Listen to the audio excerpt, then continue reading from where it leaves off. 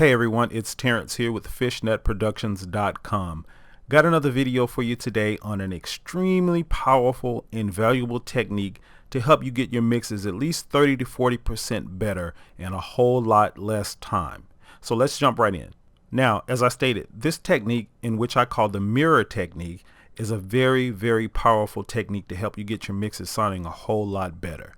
And it's one of those techniques that sort of falls under the whole philosophy of the simplicity of mixing, which is a philosophy I sort of subscribe to because I really believe that mixing is very simple once you eliminate all of the clutter and all of the unnecessary things. And I believe that it's the small things like this technique and other things once coupled together that brings the biggest payoff in your mixes when you're trying to get a great mix.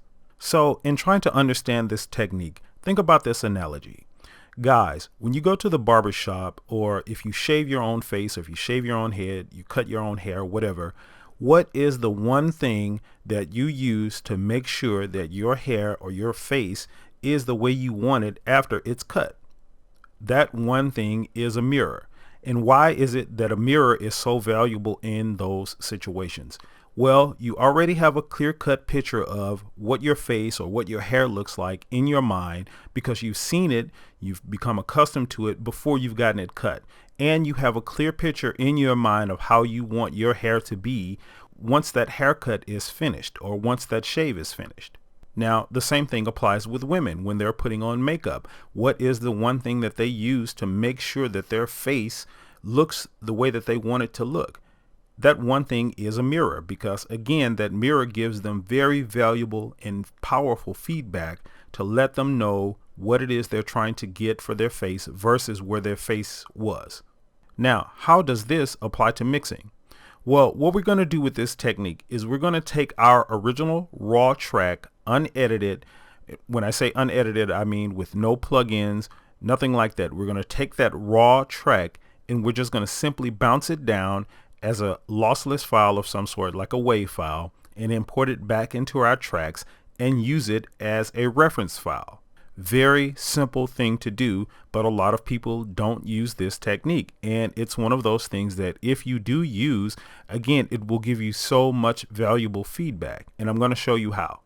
So the first thing you're going to do is make sure you have your track arranged exactly how you want it to be. The arrangement should be final. So that means all of your vocal editing, your comping, your tuning, and all of that kind of stuff should be in place. But the one thing you should not do is add any plugins to this mix, and you'll understand why in a minute. Now, the next thing you need to do is make sure that your mix is balanced and panned the way you want it before you bounce it down.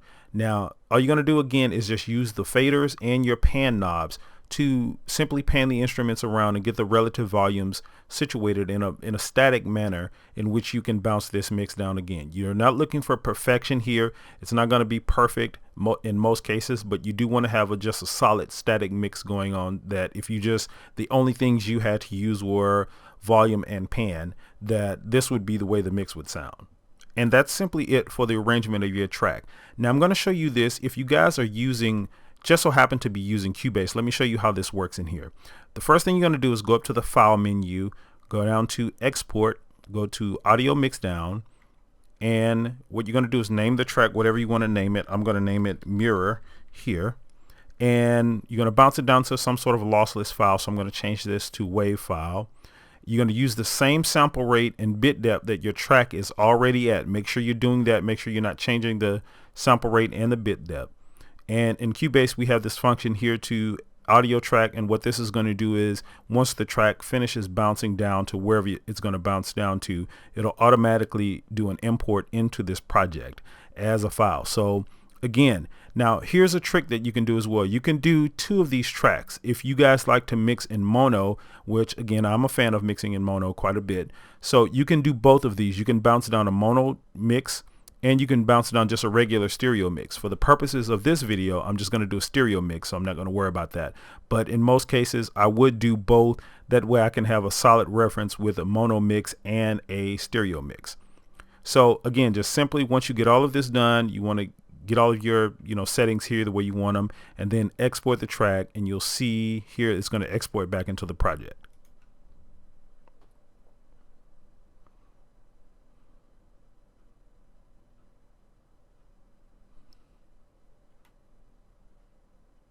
Now, for those of you who are using other DAWs, I'm sure they have a function where you can import a Mixdown back into your project however you want to do it. I'm not sure the way it's done in other DAWs because Cubase is my DAW of choice, but at the very least you could bounce down the track to somewhere maybe like your desktop and then import it back into your project from there.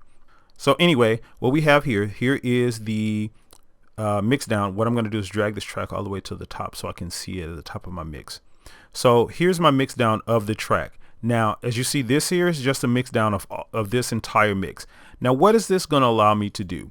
When I'm mixing here, as soon as I make a change to anything, if I start with, say, my kick drum first, if I start EQing this kick drum, what I have here now is a very valuable reference to let me know if my kick is getting better for this mix. And that applies to every single move that you make. It's really that simple. Once you have this bounce down track, you're going to have a very valuable method of feedback. Now, I should also state that this is not to eliminate any outside source of professional reference mixes that you want to use in your mix. Actually, this is something that you could use coupled with that. And this, for me, is what I use primarily. This is what I kind of consider the grassroots, get you off the ground, sort of get you headed in the right direction, 30 to 40% better or further in your mix process when you're starting your mix out. And then from there, what I like to do is use the professional reference mixes to actually, pick out certain things. So let's say there's a vocal or a kick drum or something that I like in a professional mix. Well, then I can start making those minor tweaks to get my mix sounding like those particular things. But again, this is sort of the grassroots, get you off the ground, and it gives you that mirror to place your mix up against. This is, again, from the analogy, this is before your haircut. This is before you've trimmed things off. Ladies, this is before you've put the makeup on your face. This allows you to see where you were before versus where you're going to be once you start mixing these individual tracks and then adding them all together. So what you have here is sort of like a before and an after picture that you can compare, and you can say that, hey, now my mix sounds 10 times better, or even individual elements. My vocal sounds 10 times better. My bass guitar sounds 10 times better or 20 times better. It's really just a valuable source of feedback that you can use in order to let yourself know that you're going in the right direction with your mix. Now, just an added benefit of this whole process is that this bounce down track also allows you to check for phasing issues in your mix. Now, I won't get into the phasing thing in this video, but again, this is a valuable source if you want to flip the phase on this channel to, see if things cancel out, which you have two of the same things here, which they're going to cancel out, which, should give you some feedback about where your phase is in your mix, which is a good thing. So you could use this as a valuable feedback mechanism for phase issues that's going on in your track. Now, this can also be used for individual instruments in your track. Let's just say the drums is the most important instrument in the mix that you have, and you want to give them the most attention and not bounce down the whole track. Well, you could do this same thing with just the drums themselves. Make sure that your drums are improving from where you have them actually right now. So this process can be done in many, many different ways. And again, it's just a really, really valuable source of feedback. So if you're not using this technique, you may be missing out on something that's really valuable and something that's going to save you a whole lot of time, versus upfront trying to find perfect reference mixes that, fit your song, that's in the same genre, that, maybe in the same key, that has the same type of guitars and the same type of instruments. Or is it a live track? Is it a studio produced track? Things like that. This can eliminate a whole lot of time from you trying to do that. Simply just take a bounce down of your unedited mix. And when I say unedited, I just simply mean with no plugins of any sort. And then just take that mix and bounce it down for your before and after sort of feedback. And it's really that simple. All right, guys, listen, if you're not using this technique, go use it now. Try it out on one of your mixes and let me know what kind of feedback you're getting from using this mirror technique. Also, if you guys have not subscribed to the channel, make sure you go do that now. Just hit that subscribe button right there at the bottom right of the screen.